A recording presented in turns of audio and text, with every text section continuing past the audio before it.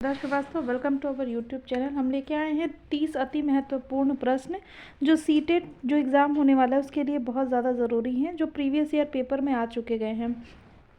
और ये सारे सीडीपी के प्रश्न हैं। तो चलिए बिना समय को गवाए पहले प्रश्नों की श्रृंखला शुरू करते हैं। और अगर वीडियो अच्छी लगे तो लाइक सब्सक्राइब करना न भूलें। अभिप्रेरणा का वर्गीकरण होता है स्वाभाविक और कृत्रिम, कम महत्वपूर्ण, अधिक महत्वपूर्ण, जन्मजात तथा अर्जित, अभिप्रेरणा तथा प्रलोभन में। किस में होता है उसका वर्गीकरण, कितने टाइप्स में होते हैं, यही उस प्रश्न में पूछा हुआ है। तो क्या हो जाएगा उत्तर आपका उत्तर हो जाएगा जन्मजात और अर्जित होती है अभिप्रेरणा, इंस्पिरेशन होती है। अभिप्रेरणा का मतलब होता है इंस्पिरेशन। ठीक है, इंस्पिरेशन के लिए आपको कुछ अलग से टॉनिक नहीं लेना पड़ता है, ना कुछ अलग से पढ़ना पड़ता है, वो आपके मन में अपने आप होती है। ठीक, फिर है शिक्षा में संवेदना और प्रत्यक्षीकरण के महत्व की दृष्टि से ध्यान देने की आवश्यकता होती है। संवेदना और प्रत्यक्षीकरण के महत्व की दृष्टि से ध्यान देने की आवश्यकता बात है। कौन सी बात है? स्वास्थ्य में कमी होना, ज्ञानेंद्रियों का उचित प्रयोग सीखना, कठिन विषय ही पढ़ाने, बालकों को प्रतिबंध में रखना। क्या होता है? तो होता है आपका ज्ञानेंद्रियों का उचित प्रयोग। 6 ज्ञानेंद्रियाँ हैं आपकी, उनका सही से इस्तेमाल करना ही क्या होता है आपका प्रत्यक्षीकरण होता है शिक्षा में। फिर होता है ऑलपोर्ट और क्रेशमर के अध्ययनों से प्रत्यक्षीकरण में निम्नलिखित में किसका प्रभाव ज्ञात हुआ है? मानसिक तत्परता का, अचेतन संस्कार का, गति संवेदना का, मानसिक अभिवृत्ति का। किसका हुआ है? तो किसका हुआ है आपका मानसिक अभिवृत्ति का हुआ है। नेक्स्ट है सास बहू का चित्र बनाया गया है। किसके द्वारा बनाया गया? बोरिंग द्वारा, एमॉन्स द्वारा, लीपर द्वारा, या इनमें से किसी के द्वारा नहीं? तो बोरिंग ने बनाया था। ठीक है, फिर है सामान्य पुरुष में XY गुणसूत्र होते हैं, जबकि सामान्य महिला में क्या होते हैं? बिना किसी ऑप्शन के ही आप देख सकते हैं XX गुणसूत्र होते हैं। ठीक है, फिर है दूरस्थ शिक्षा प्रदान करने के माध्यम है दूरदर्शन, रेडियो, मुक्त विद्यालय एवं विश्वविद्यालय, उपर्युक्त सभी। तो क्या हो जाएगा? सभी से आप दूरस्थ शिक्षा प्राप्त कर सकते हैं। फिर कौन से विचारधारा शाश्वत मूल्यों एवं आदर्शों पर बल देती है? प्रकृतिवाद, प्रयोगवाद, यथार्थवाद या आदर्शवाद। तो कौन सी देती है? आपकी आदर्शवाद जो है वो शाश्वत मूल्यों एवं आदर्शों पे बल देती है। बेसिक शिक्षा में बल दिया गया है। किस पे बल दिया गया है? बालक पे, शिक्षक पे, बेसिक क्रॉफ्ट पे, या A एवं C दोनों पे दिया गया है बेसिक शिक्षा में। तो देखिए बेसिक शिक्षा जो होती है उस पर बालक पे भी बल दिया गया और शिक्षक पे भी बालक पे भी और बेसिक क्राफ्ट पे भी बल दिया गया कि हथकरघा वाली चीज़ें सिखाई जाए, यानी आपको रोजगार वाली जो चीज़ें हैं वो सिखाई जाए। तो इसका उत्तर हो जाएगा आपका D। नेक्स्ट प्रश्न की ओर बढ़ते हैं। अगला प्रश्न है देश में शिक्षक प्रशिक्षण महाविद्यालयों की स्थापना का क्रम किसकी संतुष्टि के बाद प्रारंभ हुआ? स्टेनली घोषणा पत्र के बाद, हॉर्टांग समिति के बाद, भारतीय शिक्षा आयोग के बाद, इनमें से कोई नहीं। किसके बाद आपका हुआ था? तो आपका स्टेनली की घोषणा पत्र के बाद हुआ था। ठीक है, नेक्स्ट क्वेश्चन की ओर चलते हैं। प्रारंभिक और माध्यमिक शिक्षा के लिए राष्ट्रीय पाठ्यक्रम का ढांचा तैयार किया था किसने? NCERT ने, NCTE ने, SCERT ने, NCERT ने, आचार्य राममूर्ति समिति ने। किसने तैयार किया था? तो NCERT ने तैयार किया था। फिर है आपका छात्रों के बीच व्यक्तिगत भेद को शामिल करने का आधार हो सकता है। क्या हो सकता है? शिक्षण के कई तरीके हो सकते हैं, आकलन के कई तरीके हो सकते हैं, बहु आकलन हो सकता है, या दोनों हो सकता है, A और B दोनों हो सकता है। क्या हो सकता है? तो आपका क्या हो सकता है? A भी हो सकता है, मतलब शिक्षण के कई तरीके से भी हो सकते हैं और कई तरीकों से आकलन करके भी आप व्यक्तिगत विभेद को जान सकते हैं या समझ सकते हैं। रेवन का प्रगतिशील साधा RPM परीक्षण डैश का परीक्षण उदाहरण है? मौखिक बुद्धि लब्धांक का, सांस्कृतिक बुद्धि लब्धांक का, गैर समूह बुद्धि का, या व्यक्तित्व का। तो किसका होता है? आपका संस्कृत मुक्त बुद्धि लाभांक का होता है।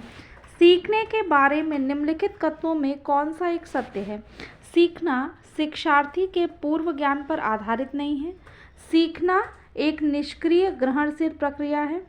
सीखना कौशलों के संचय के समान है। सीखने को सामाजिक क्रियाएं सुविधा देती हैं। इसमें से कौन सा स्टेटमेंट सही है ये पूछा है, तो यानी 3 गलत होंगे। ठीक है, तो कौन कौन सा हो जाएगा? सीखना शिक्षार्थी के पूर्व ज्ञान पर आधारित नहीं है, देखिए ये गलत है। ठीक है, सीखना एक निष्क्रिय ग्रहणशील प्रक्रिया, बिल्कुल गलत है। सीखना कौशलों के संचय के समान है, ये भी गलत, ये भी जो है कि आपका क्या है, गलत है। सीखने को सामाजिक क्रियाएं सुविधा देती हैं, आप समाज में रह के क्या कर सकते हैं, आसानी से सीख सकते हैं, यही स्टेटमेंट सही है, तो आंसर हो जाएगा डी। फिर है माता पिता से वंशजों में स्थानांतरित होने वाले लक्षणों को क्या कहा जाता है? देखिए क्या कहा जाता है, तो सबको पता है क्या कहा जाता है, आनुवंशिकता कहा जाता है, ऑप्शन देखने की भी ज़रूरत नहीं है। फिर है व्यक्तित्व का पहला प्रकारात्मक वर्गीकरण प्रस्तुत किया किसने किया है? मन ने किया है, शेल्डन ने किया है, हिप्पोक्रेटस ने किया है या कैटल ने किया? हिप्पोक्रेटस ने किया था पहला प्रकारात्मक। नेक्स्ट क्वेश्चन है, सूझ द्वारा सीखने के सिद्धांत का प्रतिपादन किया है किसने किया है? थॉर्नडाइक ने, कोहलर ने, पावलोव ने, वुडवर्थ ने, किसने किया है सूझ के द्वारा सीखने का प्रतिपादन? तो किसने किया था? कोहलर ने किया था। घनिष्ठ मित्रता की प्रकृति पाई जाती है किसमें?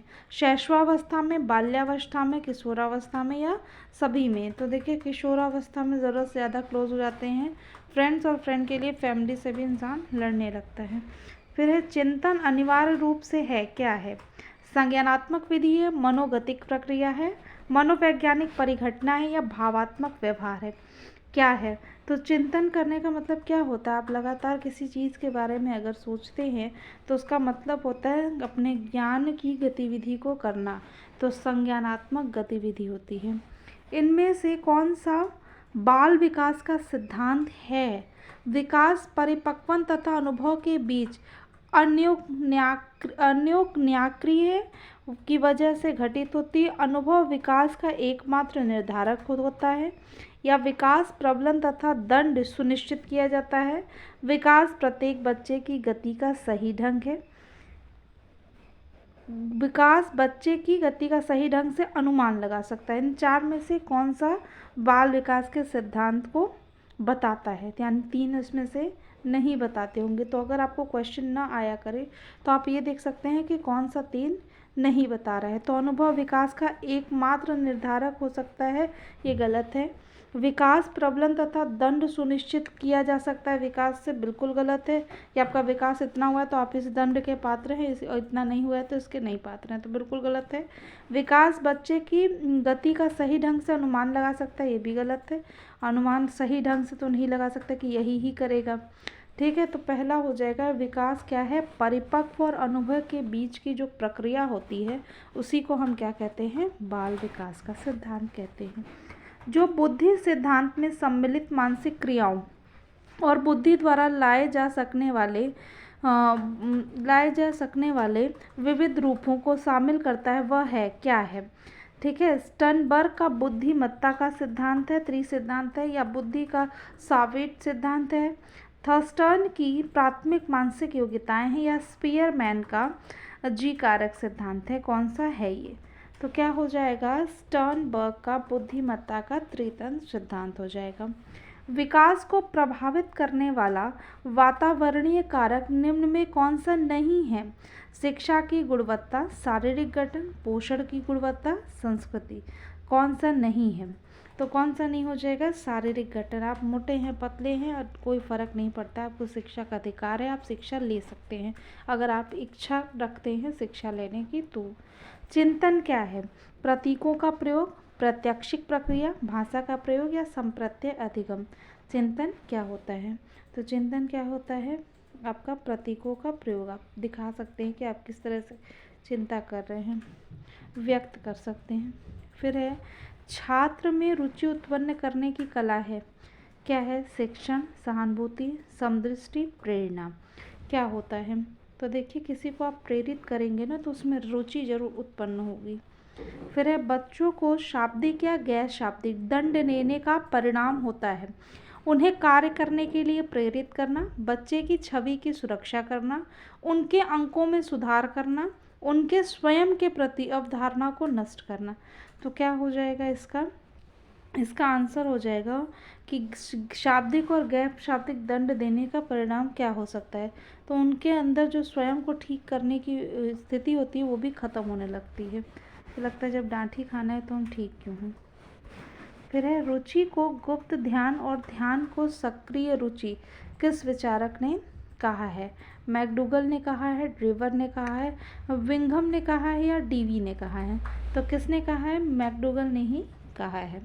फिर शिक्षा का अधिकार अधिनियम 2009 में एक अध्यापक को निम्न में किस दायित्व को पूरा करना होगा।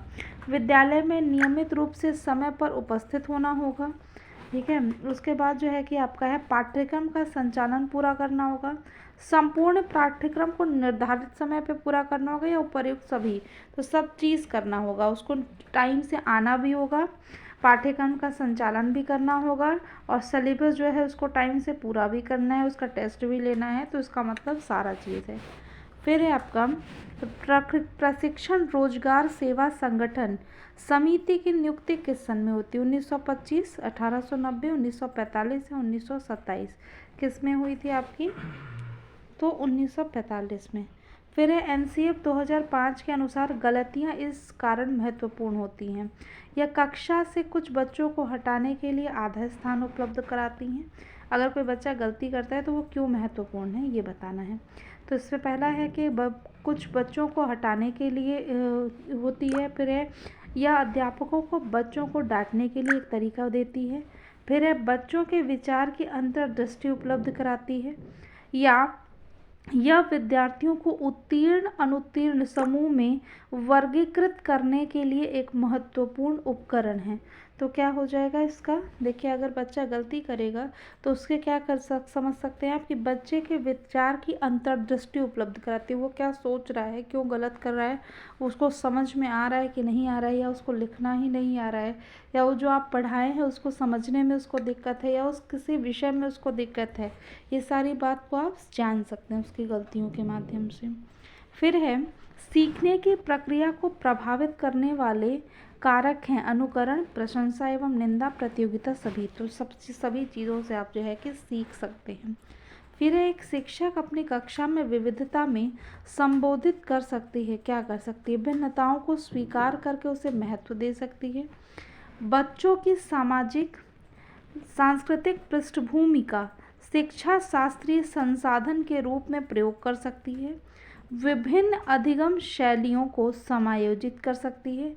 मानक निर्देश देकर निष्पादन हेतु सर्वमान्य मानदंड निर्धारित कर सकती है। तो देखिए सबसे पहले तो ये जान लीजिए कि पहला वाला ठीक है, भिन्नताओं को स्वीकार कर सकती है। दूसरा है सामाजिक सांस्कृतिक पृष्ठभूमि को संसाधन के रूप में भी इस्तेमाल कर सकती है और विभिन्न अधिगम शैलियों को समायोजित करके भी काम कर सकते हैं। लेकिन मानदंड और निर्देश नहीं दे सकते कि ये संस्कृति वाले मेरे में आएंगे, वो वाले नहीं आएंगे। तो आंसर हो जाएगा 1, 2, 3। तो आज की क्लास में इतना ही। कल फिर हम मिलेंगे नए क्वेश्चन के साथ। तो प्लीज़ लाइक, सब्सक्राइब और कमेंट करना न भूलिएगा। धन्यवाद।